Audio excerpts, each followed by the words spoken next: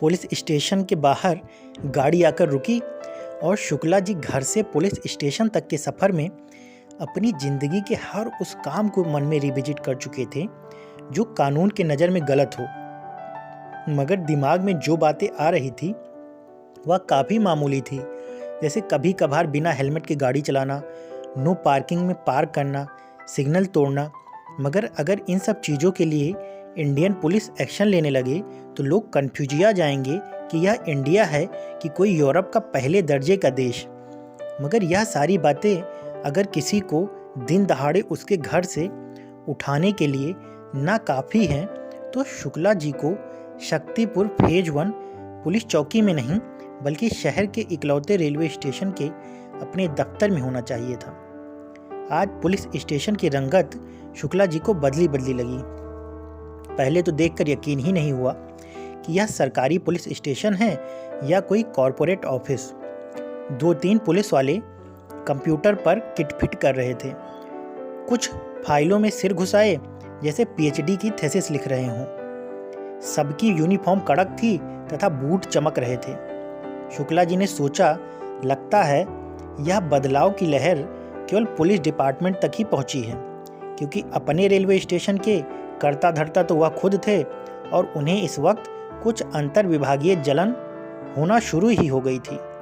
तभी धड़ाधड़ सैल्यूट गिरने लगे और सभी वर्दीधारी सावधान मुद्रा में हाथ पीछे करके खड़े हो गए। एसपी रिया शर्मा सामने से चेहरे पर गंभीर एक्सप्रेशन लिए चली आ रही थी। तब शुक्ला जी को पुलिस स्टेशन के कायाकल्प के पीछे का असली कारण समझ में आया। एसएचओ और सीओ में मैडम के साथ साथ चलने की होड़ लग गई। रिया ने आते ही कहा, दूसरा लड़का कहाँ है? मैम, वह दोनों को लाने के लिए अलग अलग पार्टी गई थी, कुछ कारणवश अभी दूसरी पार्टी स्टेशन तक नहीं पहुंची है। यह कहते हुए एसएचओ गजपति मिश्रा को पता था कि दरअसल रिकी भैया को पुलिस स्टेशन लाना इतना आसान नहीं था। रिया ने मिश्रा जी से पूछा, अच्छा इन साहब का तो परिचय दो। इनके बारे में इतना तो पता है कि यह बीच सड़क में मारामारी करने का शौक़ रखते हैं। यह बात रिया ने शुक्ला जी की तरफ कनखियों से देखते हुए कही। अब तक शुक्ला जी को सारा माजरा समझ में आ चुका था और मिश्रा जी से पूछे गए सवाल को बीच हवा में कैच कर शुक्ला जी खुद अपने बचाव में कूद पड़े। बोले, मैडम मैं जीके शुक्ला हूँ, स्टेशन मास्टर। उस दिन मेरी बाइक से उस लड़के की कार से हल्की सी टक्कर होने पर उसने मुझे गाली देनी शुरू कर दी और फिजिकली असॉल्ट भी किया। मैम, मैं तो बात दबाने की कोशिश कर रहा था, लेकिन जब सामने वाला लड़ाई पर उतारू हो तो आदमी कर ही क्या सकता है।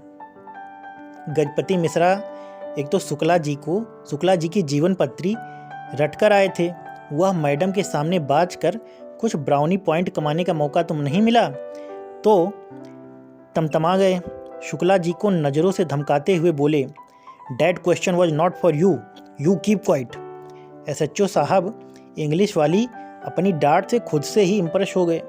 नज़रें घुमाकर बाकी लोगों के चेहरे पर उकर रहे संभावित प्रशंसा को इकट्ठा करना चाहा, मगर 1-2 कांस्टेबल को छोड़कर कोई इम्प्रेस दिखा नहीं। रिया को स्टेशन मास्टर का जिक्र आते ही याद आया कि अच्छा हाँ, या तो वही शख्स है जिससे उसने 2 रात पहले स्टेशन के एग्जिट के बारे में पूछा था।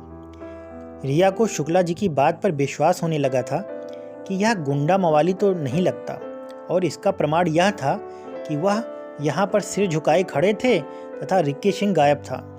इतने में रिक्की सिंह पूरे भौकाल के साथ पुलिस स्टेशन में एंट्री लेते हैं। वह आगे आगे चल रहे थे तथा उन्हें लाने गए खाकीधारी पीछे पीछे। आते ही शुक्ला जी से नज़रें लॉक कर थोड़ी सी हूल दी। अब घूमे रिया मैडम की तरफ।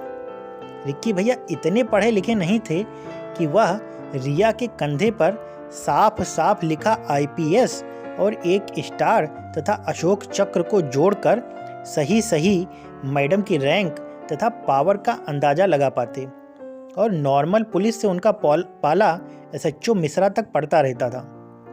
और वह मिश्रा जी को पुलिस वाला नहीं बल्कि अपना ही आदमी समझते थे। पूरा टपोरी मोड ऑन करके मिश्रा के कंधे पर हाथ टिकाकर बोले, रिया की तरफ देखते हुए बोले, का हो मिश्रा, तुम्हारा स्टेशन तो आजकल बिल्कुल जगमगा रहा है बे। मिश्रा जी की इतनी हिम्मत तो हुई कि रिक्की सिंह का उनके कंधे पर रखा हाथ झड़क दिया, मगर फिर बिल्ली बनते हुए रिक्की भैया को धीरे से बताया, कप्तान मैडम हैं।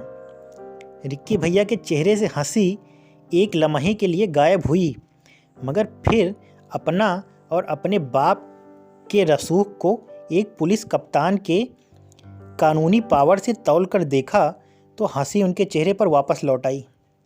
बोले, अरे हमने गलत क्या कहा? मैडम जी आई हैं हमारे शहर में और देखो सब जगमगा ही तो रहा है इनकी खूबसूरती से।